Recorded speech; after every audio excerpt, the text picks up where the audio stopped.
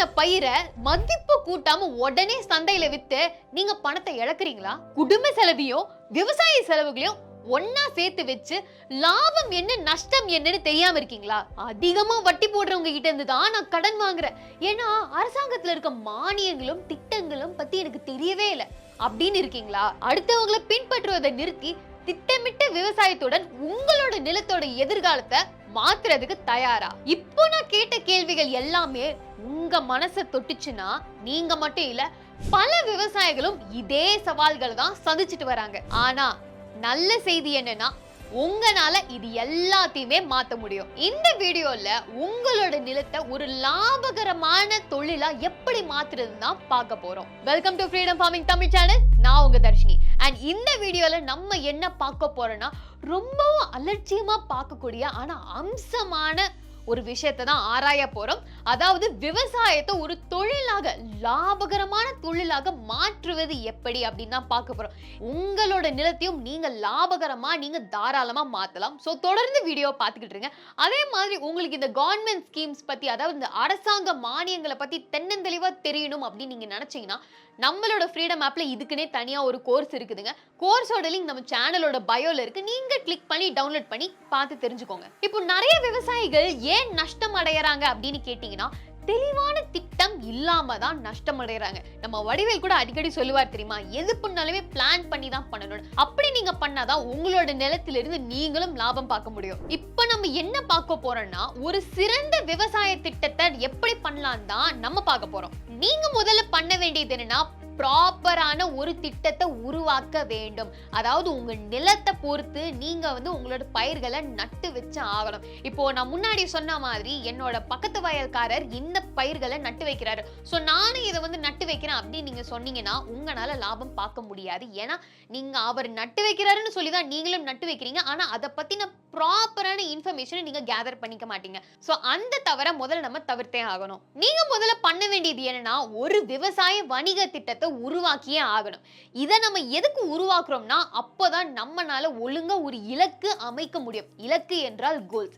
அதை அமைச்சாதான் எந்த ஒரு தொழில் நம்ம ஆரம்பிச்சாலுமே அதுல நம்ம சிறப்படைய முடியும். சரிங்களா? இப்போ உங்களோட சொந்த செலவையும் நிலத்தோட செலவையும் ரெண்டுத்தையுமே தனித்தனியா பிரிச்சு வச்சா ஆகணும். இதை நம்ம ஏன் பிரிக்க சொல்றோம்னா, நிறைய விவசாயிகள்லாம் இந்த ஒரு தப்ப பண்றதுனால தான் அவங்களுக்கு லாபம் என்ன நஷ்டம் என்னன்னு எதுவுமே தெரியாம இருக்காங்க. அதுக்கப்புறம் நீங்க பண்ண வேண்டியது என்னன்னா, நீங்க என்ன பயிர் நட்டு வைக்கிறீங்களோ அந்த பயிருக்கான ப்ராப்பரான நாலேஜ் உங்களுக்கு இருந்தே ஆகணும். இப்போ பக்கத்து வயல்காரர் இந்த பயிரை நட்டு வைக்கிறாரு, சோ நானும் அதை நடவு செய்வேன் அப்படின்னு நீங்க பண்ணீங்கன்னா உங்களால லாபம் பார்க்க முடியாது. ஏன்னா பக்கத்து வயல்காரர் கண்டிப்பா அது என்ன வகையான பயிர், எப்படி அதை விற்கலாம், அதை மதிப்பு கூட்டி எப்படி விற்கலாம்னு ஒரு ஐடியாவோட தான் அது நடவு செஞ்சிருப்பாரு. ஆனா நம்ம என்ன பண்றோம்னா, அவர் நட்டு வச்சிருக்காரு, பக்கத்து வயல்ல இருக்கிறவரு அதை பண்ணி வச்சிருக்காரு, சோ நம்மளும் அப்படி பண்ணலாம்னு சொல்லி மிகவும் பெரிய தவறு. அதுக்கப்புறம் நீங்க நடவு செய்யற பயிருக்கு மார்க்கெட், சந்தையில எவ்வளவு டிமாண்ட் இருக்கு, எவ்வளவு வரவேற்பு இருக்குன்னு நீங்க கண்டிப்பா தெரிஞ்சிருக்கணும். இப்போ சப்போஸ் நீங்க ஒரு தென்னந்தோப்பு வைக்கிறீங்கன்னு வைங்களேன், நமக்கு எப்பவுமே இந்த தேங்காய் எண்ணெய்க்கு வரவு இருக்கதான் செய்யுது. அப்புறம் இந்த காய்ந்த தேங்காய் இலையில இருந்து நிறைய பேர் அந்த தொடப்பக்கட்டையெல்லாம் பண்றாங்க இல்லையா, சோ அதுக்கும் ஒரு வரவு இருக்குது. எதுக்கெல்லாம் அதிகமா டிமாண்ட் இருக்கோ, சந்தையில எதுக்கெல்லாம் அதிகமா டிமாண்ட் இருக்கோ அதை நீங்க ப்ராப்பரா தெரிஞ்சுக்கிட்டு நீங்க உங்க பகுதிக்கு ஏத்த மாதிரி நீங்க நடவு செஞ்சாகணும். இப்போ சப்போஸ் நம்ம ஒரு பயிர் நடவு செய்யறோம்னு வச்சுக்கோங்களேன், அது ஒரு 6 மாசத்துக்கு நடவு செய்யறோம். அந்த 6 மாசத்துக்கு நடவு செய்யறதுல இது மண்ணுல இருக்கிற சத்துக்கள் எல்லாத்தையும் அந்த பயிர்களை உறிஞ்சிடும். சரியா? அதுக்கப்புறம் நீங்க நடவு செய்யறதுக்கு மண்ணுல இன்னும் சத்து தேவைப்படும். அப்போதான் இந்த பட்டாணி வகையானதெல்லாம் விவசாயிகள் நடவு செய்வாங்க. இதுதான் பயிர் சுழற்சி முறை. ஏன் இந்த பட்டாணி வகை நடவு செய்யறாங்க, ஏன் இந்த பயிர் சுழற்சி முறை அப்படின்னு கேட்டீங்கன்னா, அந்த பட்டாணி வகையான பயிர்கள்லாம் இருக்கு பாத்தீங்களா, அதெல்லாம் மண்ணுக்கு சத்துக்களை ஊட்டும். இதனால்தான் நம்ம பயிர் சுழற்சி முறையை பின்தொடர்ந்தே ஆகணும். சரிங்களா? ஸோ ஒரு லாங் டேர்ம் கோல்னா 6 மாசத்துக்கு நான் இந்த பயிரை நடவு செய்வேன், பிறகு 6 மாசத்துக்கு அப்புறம் நான் இந்த பயிரை நடவு செய்வேன் அப்படின்னு சொல்லிட்டு ஒரு கோல் நீங்க ஃபிக்ஸ் பண்ணிட்டீங்கன்னா உங்களோட நிலம் சும்மாவாகவும் இருக்காது. நீங்கள் நிலத்திலிருந்து லாபம் பார்த்து கொண்டே இருக்கலாம். எப்பவுமே மார்க்கெட் டிமாண்ட் எந்த பயிருக்கு அதிகமா இருக்கோ அதுக்கு ஏத்தாப்புல நீங்க இந்த பயிர் சுழற்சி முறையை ஃபாலோ பண்ணி ஆகணும். உங்க நிலத்துல நீங்க என்ன பண்ண போறீங்கன்னு உங்களுக்கு தெளிவா ஒண்ணு வந்து தெரிஞ்சிருக்கணுங்க. ஏன்னா இப்போ 1 ஏக்கர் நிலம் இருக்குன்னா ஒரு சில பேர் என்ன பண்ணுவாங்கன்னா ஃபர்ஸ்ட் ஒரு 3 மாசம் மட்டும் இந்த பயிர்கள்லாம் நட்டு வைப்பாங்க. இந்த பயிர்ல இருந்து லாபமே வரல அப்படின்னு சொன்னா உடனே கால்நடைகளை உள்ள கொண்டு வருவாங்க. இந்த கால்நடைகளும் பராமரிக்க முடியல அப்படின்னு சொல்லிட்டா மறுபடியும் பயிருக்கே போவாங்க. இந்த மாதிரி மாத்தி எதுவும் பண்ணாம ஒரே நிலையில நம்ம வந்து யோசிக்கணும். அடுத்து உங்களுக்கு தெரிய வேண்டியது என்னன்னா உங்களோட நிலத்தோட வளம் தெரிஞ்சு ஆகணும். அதாவது உங்க நிலத்தோட இந்த மண் இருக்கு பாத்தீங்களா, மண்ணுல என்னென்ன சத்துகள் இருக்கு, குறைபாடுகள் இருக்கு, உங்களுக்கு வந்து அங்க சுத்தி வந்து என்ன மாதிரியான ரிசோர்சஸ் அவைலபிளா இருக்கு. இப்போ வந்து நீர் பாசனத்துக்குலாம் நிறைய பேருக்கு பக்கத்துல வந்து குளங்கள் இருக்கும். ஆனா ஒரு சில பேர் வந்து இந்த ட்ரிப் இரிகேஷன் வச்சே ஆகணும் இல்லையா, எல்லாம் வெளியே இருந்து நீர் பாசனம் பண்ணி ஆகணும்ன்ற மாதிரி இருக்கும். ஸோ உங்களோட நிலத்தோட வளம் என்ன, அதுல இருக்க சத்துக்கள் என்ன, உங்களுக்கு தேவையான ரிசோர்சஸ்லாம் ஈஸியா கிடைக்குதா, சுலபமாக உங்களால அதெல்லாம் ஏற்பாடு பண்ண முடியுதான்னு எல்லாமே பார்த்துட்டு அதுக்கப்புறம் நீங்க ஒரு பிளானை நீங்க தாராளமா போட முடியும். அடுத்ததாங்க என்னன்னா மார்க்கெட் ரிசர்ச். இப்போ இந்த சந்தையில வந்து ஒரு சில பயிர்கள்லாம் போகும், ஒரு சில பயிர்கள்லாம் போகாம இருக்கும் சரிங்களா. ஸோ உங்களோட பகுதியில் எந்த பயிருக்கு டிமாண்ட் ஜாஸ்தி, எந்த பயிருக்கு டிமாண்ட் கம்மியா இருக்கு, அதே சமயத்தில் எந்த பயிர் இந்த டிமாண்ட் அதிகமா இருக்கிற எந்த பயிரை உங்களோட நிலத்தில் நீங்க வளர்க்கலாம், சுலபமாக வளர்க்கலாம் அப்படின்ற ஒரு சார்ட் மட்டும் நீங்க போட்டீங்கன்னா உங்களால தாராளமா உங்களோட விவசாய நிலத்தை லாபகரமா ஆக்க முடியும். அடுத்ததாக ஆர்கனைசேஷன் அண்ட் மேனேஜ்மெண்ட். நீங்க வந்து உங்க குடும்பத்தோட இதை வந்து பார்த்துக்கலாம். அப்படி இல்லை நீங்க வேலையாட்களும் போடலாம். இப்போ வந்து நம்ம ஒரு கம்பெனி எடுத்துக்கிட்டோம்னு வைங்களேன், நமக்கு வந்து மேல் இடத்துல ஒருத்தர் இருப்பார், அவருக்கு கீழே ஒரு 2 பேர் இருப்பார், அவருக்கு கீழே இன்னொரு 3 பேர் இருப்பாங்க. இவங்க எல்லாருக்குமே ஒரு டாஸ்க் இருக்கும் இல்லையா. அதே மாதிரி நீங்க ஒரு நிலம் வச்சீங்கன்னா அதுக்கும் ஒரு சில ஆட்களை நீங்க தனித்துவமா ஒரு சில டாஸ்க கொடுத்தே ஆகணும். இப்போ ஒருத்தர் வந்து நீர் பாய்ச்சுறாங்கன்னா இன்னொருத்தவங்க வந்து உரம் போடுவாங்க, இன்னொருத்தவங்க வந்து அந்த களை எடுப்பாங்க. அப்படின்ற ஒரு ஸ்ட்ரக்சரை நீங்க கொண்டு வந்துட்டீங்கன்னா யாருக்குமே குழப்பம் இருக்காது. அதாவது இந்த சமயத்துல நான் வந்து உரம் போட்டுட்டேன், இல்ல அவங்க உரம் போட்டாங்களான்னு எனக்கு தெரியல, ஸோ நானும் வந்து ஒன்று போய் போட்டுடுறேன் அப்படின்னு வந்து இந்த குழப்பங்கள் ஏற்படுத்தாம இருக்கும். ஸோ நீங்க இந்த மாதிரி ஒரு ஸ்ட்ரக்சரை மெயின்டைன் பண்ணிக்கலாம். அடுத்ததாக நீங்க பயிரை பார்த்து செலக்ட் பண்ணணும். அதுக்கப்புறம் ப்ராப்பரா நீங்க ஒரு பிளானும் போட்டு இருக்கணும். இப்போ நான் முன்னாடி சொன்ன மாதிரி உங்க சந்தையில இருக்க டிமாண்டை பொறுத்து தான் நீங்க வந்து பயிர்களை செலக்ட் பண்ணணும் சரிங்களா. அது ஒண்ணு மட்டும் இல்லை, அதே மாதிரி அந்த மார்க்கெட்ல அந்த சந்தையில வந்து இந்த பயிருக்கு டிமாண்ட் இருக்கு பாத்தீங்களா, அது உங்க நிலத்துல சுலபமா வளர்க்க முடியுமா, நீங்க அதை மெயின்டைன் பண்ண முடியுமான்றதை முக்கியமா பார்த்து நீங்க நடவு செஞ்சாகணும். அதுக்கப்புறம் ப்ராப்பரா ஒரு பிளான் கொண்டு வரணும். அதை முன்னாடி சொன்ன மாதிரி ஒரு 6 மாச காலத்துக்கு நீங்க ஒரு பயிர் நட்டு வச்சீங்கன்னா அடுத்த 6 மாசத்துக்கு நீங்க வந்து அந்த சத்துக்களை வந்து ஊட்டுற மாதிரி இன்னொரு பயிரை வந்து நீங்க நடவு செஞ்சாகணும். இந்த பயிர் சுழற்சி முறையை நீங்க வந்து கடைபற்றியாகணும். ஸோ இதுதான் வந்து நீங்க பயிரை சூஸ் பண்றதுலயும் இருக்கு, பிளான் பண்றதுலயும் ப்ராப்பரா இருக்கு. சரி ஓகே, இப்போ பயிரெல்லாம் நட்டு வச்சாச்சு, இந்த பிளான் எல்லாம் கேட்டுட்டு இப்போ அறுவடையும் பண்ணியாச்சு. ஆனா அதுக்கடுத்து என்ன அப்படின்னு நீங்க கேட்டீங்கன்னா இங்கதான் உங்களோட மார்க்கெட்டிங் டாக்டிக்ஸ் வரும். இப்போ எல்லா வீடியோஸ்லயும் நான் சொல்றது ஒண்ணுதான், நீங்க எந்த ஒரு தொழில் ஆரம்பிச்சாலுமே நீங்க மார்க்கெட்டிங் தெளிவா தெரிஞ்சிருக்கணும் இல்லைங்களா. ஸோ நீங்கள் உங்கள் பயிர்களை எந்த மாதிரி விற்க போறீங்கன்றதை ப்ராப்பராக ஒன்று தெரிஞ்சு வச்சுக்கணும். இப்போ நம்ம தமிழ்நாட்டில் விவசாயிகளுக்காக உழவர் சந்தைன்னு வார இறுதியில் ஒன்று இருக்குது. அந்த மாதிரி உங்கள் இடத்துல ஒன்று இருந்தால் நல்லது, நீங்கள் அங்கேயும் தாராளமாக போய் விற்கலாம். இல்லை நான் வந்து உழவர் சந்தைக்கெலாம் போக முடியாது அப்படின்னு சொன்னீங்கன்னா உங்களுக்காகவே நம்ம தமிழக அரசு உழவன் ஆப்னு ஒன்று வந்து கொண்டு வந்திருக்கு. அதில் போயிட்டு உங்களோட பயிர்களை நீங்கள் தாராளமாக ஆன்லைனில் விற்கலாம். அப்படி இல்லை நீங்கள் மதிப்பு கூட்டியும் உங்களோட பயிர்களை விற்கலாம். ஏன்னா மதிப்பு கூட்டுனா உங்களோட பயிர்களோட அந்த காலம் இருக்கு பார்த்தீங்களா, அது கொஞ்சம் நீண்டு இருக்கும். அதாவது அந்த ஷெல்ஃப் லைஃப்னு சொல்றது கொஞ்சம் நீண்டு இருக்கும், அதிக விலைக்கும் கொடுக்கலாம். இந்த ஒரு சில லைசன்ஸ் எல்லாம் எடுத்தீங்கன்னா நீங்க அது வெளிநாடுகளுக்கும் நீங்க ஏற்றுமதி பண்ணலாம்.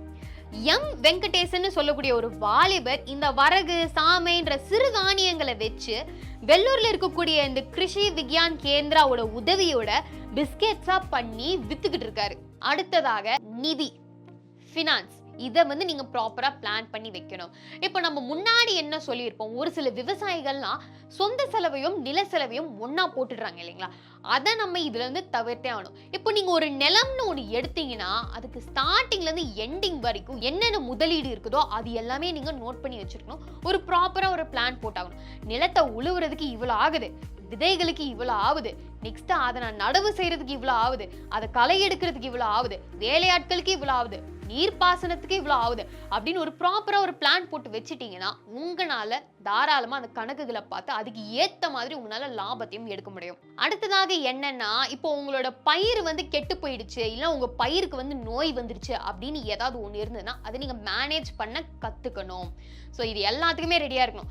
இல்லப்பா நான் பயிரை நடவு செஞ்சுட்டேன், அதுக்கு வந்து நோய் வராது, நான் இந்த விதைகளை போட்டிருக்கேன், அதுக்கு வந்து நோய் எதிர்ப்பு சக்தி ஜாஸ்தி அப்படின்னு நீங்க யோசிச்சீங்கன்னா கிடையவே கிடையாது. உங்களோட பயிர்களை நீங்க குழந்தைகள் போல் பார்த்து கொண்டுதான் இருக்கணும். அந்த நோய் எதுவும் வரலன்னா உங்களோட பயிர் வந்து இயற்கை பேரழிவுனால் நாசம் அடைந்தால் நீங்க அதுக்கு சொல்யூஷன் என்ன அப்படின்னு கேட்டீங்கன்னா, இந்த கவர்மெண்ட்ல வந்து உங்களுக்கு கிராப் இன்சூரன்ஸ்னு ஒன்று இருக்கு. அதை பத்தி நம்ம டீடைல்டா ஒரு வீடியோ வேற போட்டிருக்கோம். ஸோ நீங்க தாராளமா அதை போய் கிளைம் பண்ணிக்கலாம். இதுதான் ரிஸ்க் மேனேஜ்மெண்ட்னு சொல்லக்கூடியது. ஸோ உங்களுக்கு என்னதான் ஒரு நஷ்டம் ஏற்பட்டாலுமே அதை நீங்க மேனேஜ் பண்றதுக்காக உங்க கைகளில் ஒரு சொல்யூஷன் இருக்கணும். அதுதான் ரிஸ்க் மேனேஜ்மெண்ட். இப்போ இதெல்லாம் ஃபாலோ பண்ணி தாங்க நம்ம தமிழகத்திலேயே நிறைய விவசாயிகள் அவங்களோட விவசாய நிலத்தை ஒரு பெரிய இடத்துக்கு கொண்டு போயிருக்காங்க, லாபகரமா அதை மாத்தி வச்சிருக்காங்க. இப்போ உதாரணத்துக்கு இந்த மதிப்பு கூட்டல்னு அடிக்கடி நம்ம பேசுறோம் பாத்தீங்களா. இப்போ நீங்க ஒரு பால் பண்ணைன்னு ஒண்ணு வச்சிருக்கீங்கன்னா நீங்க உங்க பாலை வந்து அமுல் போல நிறுவனங்களுக்கு கொடுத்தீங்கன்னா அவங்களே அதை வித்துடுவாங்க தெரியுமா. இதெல்லாம் வந்து ஒரு ஃபார்மர் கோஆபரேட்டிவ் தான். அதே மாதிரி நமக்கு வார இறுதிகள்ல இந்த உழவர் சந்தையெல்லாம் இருக்கு பாத்தீங்களா, அங்கேயும் நீங்க போய் உங்க பயிர்கள் எல்லாம் வித்துடலாம். இந்த மாதிரி சின்ன சின்ன விஷயத்தை பண்ணாலே உங்களோட நிலத்தை நீங்க லாபகரமா கூடிய விரைவில் நீங்க பண்ணிக்கலாம். இப்போ நான் முன்னாடி கேட்ட ஒரு சில கேள்விகள்ல ஒரு சிலருக்கு நம்ம வந்து பதில் கண்டுபிடிச்சிட்டோம். ஆனா முக்கியமா இருக்கிற கேள்வி என்னன்னா, நான் இந்த கடன்காரவங்க கிட்ட இருந்தாம கடன் வாங்கியே ஆகணும், ஏன்னா எனக்கு அரசாங்கத்தோட உதவிகளும் திட்டங்கள் மானியங்களை பத்தி எனக்கு எதுவுமே தெரியல, அறியாமையில நான் இருக்கேன் அப்படின்னு நீங்க சொன்னீங்கன்னா நீங்க கவலையே பட வேண்டாம். அதுக்கு நான் முன்னாடி சொன்ன மாதிரி நம்ம ஃப்ரீடம் ஆப்ல கோர்சஸும் இருக்கு. நம்ம சேனல்லையும் ஒரு விவசாய திட்டங்களையும் மானியங்களையும் பத்தி நம்ம தெளிவா வந்து நம்ம பேசியிருக்கோம்.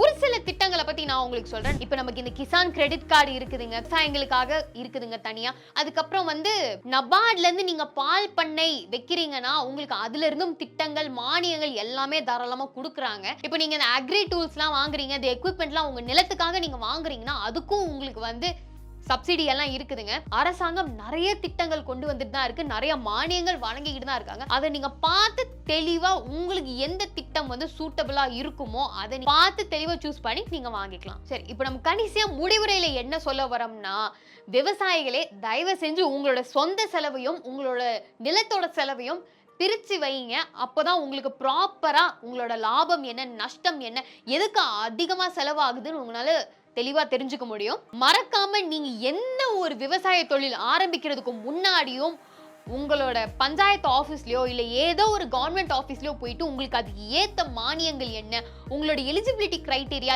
எல்லாமே நீங்க வந்து தெளிவா தெரிஞ்சு வச்சுக்கணும். அப்புறம் உங்களோட இந்த பொருட்கள் பயிர்கள் எதுவாக இருந்தாலுமே அது வந்து மக்கள் எப்படி வரவேற்கிறாங்க அப்படின்றதையும் நீங்க முக்கியமா தெரிஞ்சுக்கணும். ஏன்னா மக்களோட ஃபீட்பேக் இருக்கு பாத்தீங்களா, அதை நீங்க வாங்கிக்கிட்டாலே, அதாவது அது என்ன ஃபீட்பேக் அப்படின்னு நீங்க தெரிஞ்சுக்கிட்டாலே உங்களோட இந்த விவசாய தொழிலோ எந்த ஒரு தொழிலாக இருந்தாலும் நீங்க அதை மேம்படுத்தலாம். அதிகமா வட்டி போடுற இந்த கடன்காரங்க கிட்ட நீங்க வந்து கடன் வாங்காம பேங்க்ல போய் நீங்க தெளிவா என்னென்ன இன்ட்ரெஸ்ட் ரேட்னு கேட்டுட்டு இல்ல நீங்க அரசாங்கத்தையும் நீங்க அணுகலாம் உங்களோட கடன் தேவைகளுக்காக. சோ எந்த ஒரு சிக்கலையும் நீங்க போய் மாட்டிக்கிறதுக்கு அவசியமே கிடையாது. இது எல்லாத்தையுமே நீங்க வந்து பின்தொடர்ந்தாலே போதும், உங்களாலையும் உங்களோட விவசாய நிலத்தை ஒரு லாபகரமான விவசாய நிலமா தாராளமா மாத்த முடியும்.